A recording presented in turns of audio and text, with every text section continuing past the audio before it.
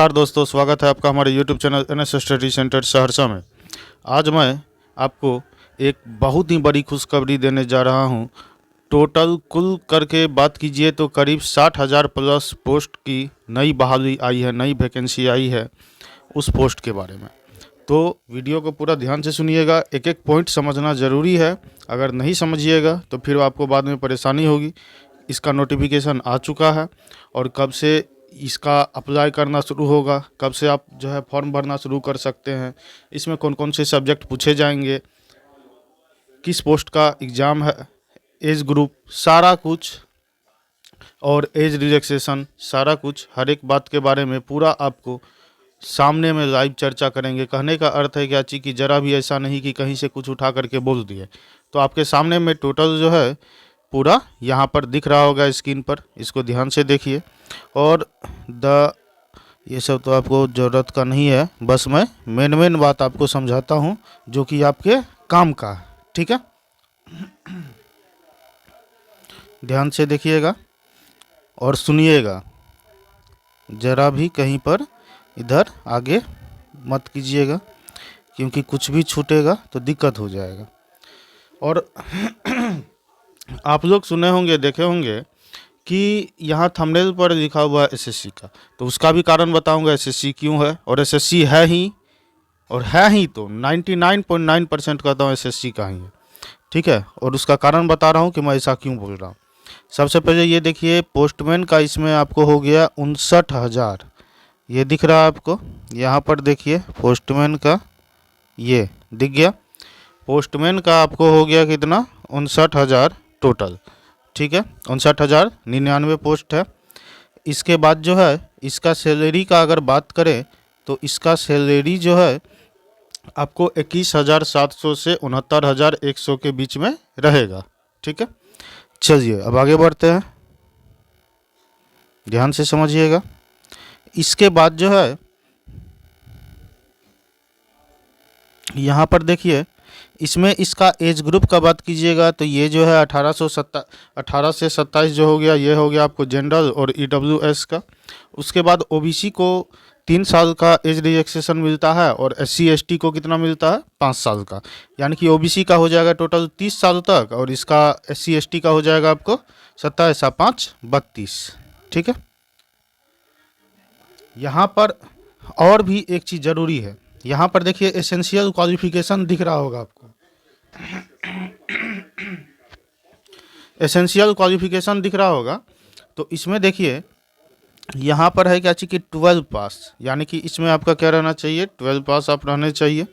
इसके बाद जो है ये 10th पास जो है ये किसके लिए है, ये जो सेकंड नंबर पे दिख रहा होगा आपको कि यहाँ पर 10th पास का, यहाँ पे ये सेकंड नंबर में ये 10 पास का जो दिख रहा है ये क्या, तो 10 पास का ये क्या चीज़ है, इसमें है क्या जो कि ग्रामीण डाक सेवक के रूप में काम कर रहे हैं, वो अगर अप्लाई करते हैं तो वो अगर 10th पास भी हो तो भी वो अपना अप्लाई कर सकते हैं, ठीक है। इसके बाद का देखिए यहाँ पर, और knowledge of working on computer, computer का नॉलेज भी रहना जरूरी है, ठीक है। उसके बाद जिस भी स्टेट से आप अप्लाई कीजिएगा, जिस भी स्टेट के लिए अप्लाई कीजिएगा तो वहाँ का तो लोकल लैंग्वेज भी जानना ज़रूरी है। बिना लोकल लैंग्वेज जाने आप कैसे क्या काम कीजिएगा, तो लोकल लैंग्वेज का भी जानकारी रहना चाहिए। और इसमें कुछ जो है देख रहा हूँ ज़रूरी जो कि आपको काम की बात है, सिर्फ मैं वही बता रहा हूँ, इसीलिए ध्यान से सुनिए। ये सब आपको स्टेट हो गया, ये सब स्टेट के लिए है। चलिए आगे बढ़ते हैं, और क्या चीज़ ज़रूरी का है।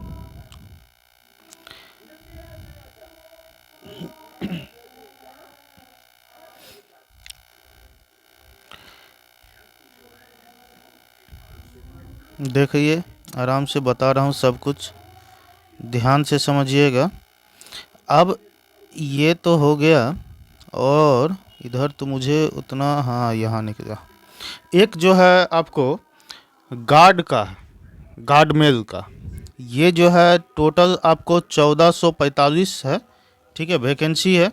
और इसका भी सैलरी का अगर बात कीजिएगा तो ये 21,700 से आपको यहाँ पर है 21,700 से 69,100 के बीच का है, ठीक है। तो 2 पोस्ट हो गया, एक तो आपका हो गया था ये पोस्टमैन वाला और एक हो गया आपको मेल गार्ड का। ठीक है, इसका भी वही है सेम 18 से 27, और उसके बाद जो है ओबीसी को 3 साल का रिलैक्सेशन और उसके बाद SC/ST को 5 साल का, यानी कि ओबीसी 30 साल और SC/ST का 27-5 32 साल। ठीक है, इसमें भी वही चीज़ है, एसेंशियल क्वालिफिकेशन जो है तो ये 12 पास होना चाहिए, यानी कि आप जो है इंटर पास होने चाहिए। ठीक है, चलिए उसके बाद कंप्यूटर का जो है नॉलेज भी होना चाहिए, और जिस क्षेत्र के लिए अप्लाई कीजिएगा वहाँ का लोकल लैंग्वेज का भी आपको जानकारी होना चाहिए। ये हो गया। चलिए और आगे बढ़ते हैं। अब जो है अब एक बात जो है यहाँ पर आप लोग देखे होंगे कि ये सब कुछ जो है ये इंडियन पोस्ट ऑफिस टाइप का दिख रहा है, और इसमें हम थंबनेल दिए हैं SSC का न्यू वैकेंसी। तो इसका रीज़न क्या है? इसका रीज़न ये चीज़ है कि यहाँ पर इसमें आपको पहले क्या होता था कि एग्ज़ाम नहीं होता था, इस सब में पोस्ट ऑफिस सब में डायरेक्ट जो है ये मार्क बेसिस पर होता था, निकलता था, डायरेक्ट वैकेंसी होता था, डायरेक्ट जो है जॉब मिलता था, एग्ज़ाम नहीं होता था। तो जिसमें ये होता था जो कि जिसके पास जिसको मान लीजिए किसी का नंबर कम आ गया और नॉलेज है तो उसका नहीं हुआ, जिसका नंबर है ज़्यादा और नॉलेज नहीं भी उतना तो उसको हो जाता था। तो कहने का मतलब है क्या चीज़ कि अब ये भी जो है इंडियन ग्राम ये क्या पोस्ट ऑफिस का ये भी अब सोच रही है क्या चीज़ कि हम भी क्या करें, एग्ज़ाम करवाएं। ठीक है, तो एग्ज़ाम करवाएं, तो एग्ज़ाम जो है ये SSC जो है SSC के द्वारा इसको करवाने का ज़्यादातर चांस है। वही मैं ढूंढ रहा हूँ, अभी मैं पढ़ा था कुछ देर पहले। ठीक है, वो कहाँ पर आप लोगों को प्रूफ भी दिखा दूंगा, ऐसा बात नहीं है कि मैं अपने मन से बोल रहा हूँ।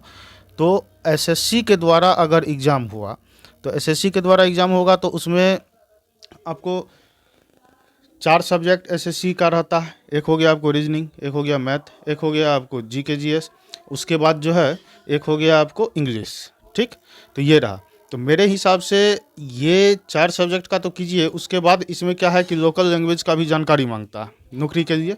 तो लोकल लैंग्वेज का जानकारी मांगता है तो यानी कि हो सकता है एक सब्जेक्ट जो है वो भी दे 5 सब्जेक्ट कर दे, ये ज़्यादातर हमको चांस लग रहा है।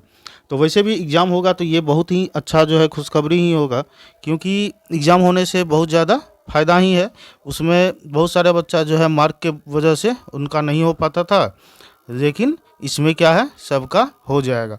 यहाँ पर देखिए वही मैं ढूंढ रहा था तभी से, कहाँ मैं देखा था, यहाँ पे नोट में आपको दिख रहा होगा, मैं थोड़ा सा आपको दिखा देता हूँ अंडरलाइन करके। यहाँ पे वही मैं तभी से ढूंढ रहा था कि कहाँ देखा दिख गया। In case of requirement made through a Staff Selection Commission SSC, the crucial date of determining the age limit shall be as advertised by the SSC। यानी कि अगर जो है SSC के द्वारा लिया गया तो एज ग्रुप ये सब कुछ जो है किसके थ्रू होगा, तो SSC का तो वही रहेगा, सेम ही रहेगा, ऐसा बात नहीं है 28-27 ही रहता है, इसका भी वही सेम प्रोसेस ही है। इसके बाद जो है SSC के थ्रू होगा तो इसमें एग्ज़ाम होगा, और एग्ज़ाम में इसका जानते हैं कि आराम से ये चारों सब्जेक्ट का कीजिए। उसके बाद जो है लोकल जिस लैंग्वेज का आप जो है जिस लैंग्वेज के लिए जिस स्टेट के लिए आप अप्लाई कीजिएगा तो वहाँ का आपको लोकल लैंग्वेज जानना चाहिए, तो वहाँ का लोकल लैंग्वेज का थोड़ा बहुत पढ़ लीजिएगा। तो मेरे हिसाब से ये तो बहुत अच्छा रहा, सब कुछ सही है, और आराम से तैयारी कीजिए। और मिलते हैं नेक्स्ट वीडियो में। और एक बात, ज़रूरी बात, कि अगर आपको मेरे द्वारा दिया गया जानकारी पसंद आया तो चैनल को सब्सक्राइब जरूर कीजिए और वीडियो को लाइक कीजिए और बेल आइकन भी प्रेस कर दीजिएगा, ताकि आपको जब भी मैं किसी भी तरह का नया अपडेट दूं वो आपको सबसे पहले मिले। और कमेंट करके बताइएगा मेरे समझाने का तरीका आपको कैसा लगा। चलिए, थैंक यू, जय हिंद।